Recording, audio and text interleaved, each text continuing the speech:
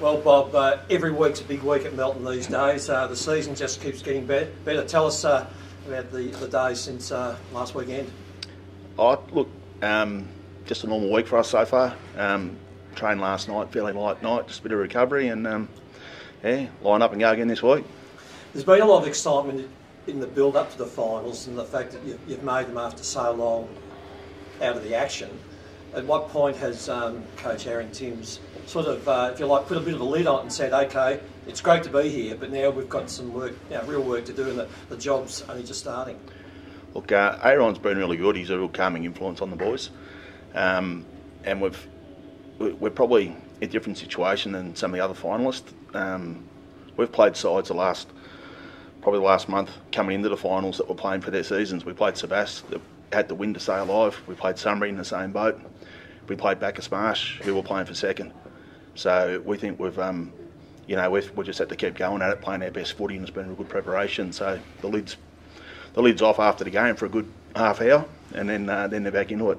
I reckon that's probably been the same story at East Point this week. I mean, the euphoria, it's particularly among the fans, but the players also are up and about. When you win a game like you did at the weekend by a point after being so far down, you're not going to stop that adulation.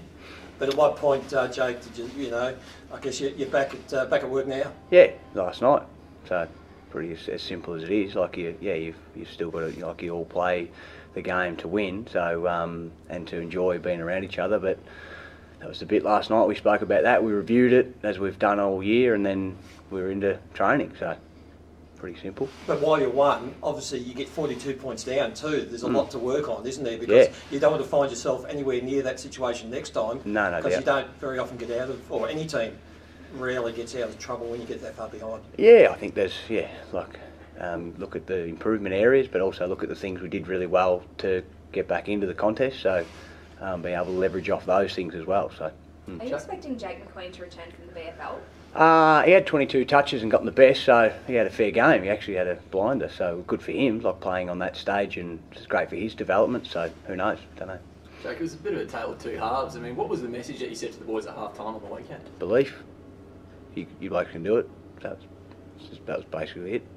So.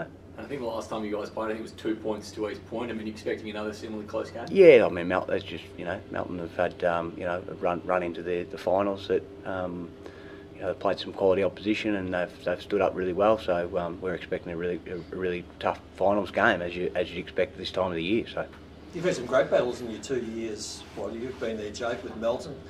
Games that could have gone either way, but really tight, and no doubt both teams are expecting the same. What do you, Bob, see the key to getting the better of East? Oh, look, it'll probably be, obviously both sides will have different personnel available than the last time we played. Well, we played early in the season, round 3 I think it was. So, obviously East have got different personnel. We've got different personnel. We actually match up pretty well. Like East are obviously very dangerous in the forward half with some big key forwards, but some really dangerous ground players as well. And the one thing we've got is probably the ability to cover and throw some height back or forward. So, we're pretty confident that we match up okay, and yeah. Do you think the young group will be intimidated by the occasion and coming to Ballarat? Wouldn't think so. It's been all right so far. And a bit of a key battle in the ruck this week, obviously being against Paul Kodorenko. Yeah, definitely. Obviously, Paul's a stalwart of the competition, and the big, strong, dominant ruckman. Ben's had a cracking year for us. He's our joint skipper, and he's very important to the way that we play. And you've a key to Melton this year, I think, has been a lot to do with stability. Haven't had a lot of injuries, probably as far as injuries go, fewer than any other club. How important has that been in the development of the team? Yeah, touch wood. The last 6 weeks, I think we've been able to get fairly stable with what been able to put out on the ground. Ryan Davis came back into the side last week after missing a week or two. So yeah, that stability is really important. Keep the group playing together, and yeah. And what about the strength of your midfield is fairly evident, and you've got plenty of pace, and so does East. And as you say, you pretty well match up across the board. and that's going to be fairly important, isn't it? Getting first hands on the ball and getting some run on this City Oval. Well, I think our defenders will appreciate if the mids can get the ball and keep it up our end of the ground and keep it away from the big boys down east end. But yeah, look, at some stage, both sides are going to have their run on. Look, our backs have been really good this year. We've been really solid defensively. As a group, they play well together. But if we back them in to defend one-on-one as well. So. And we'll do that again this one.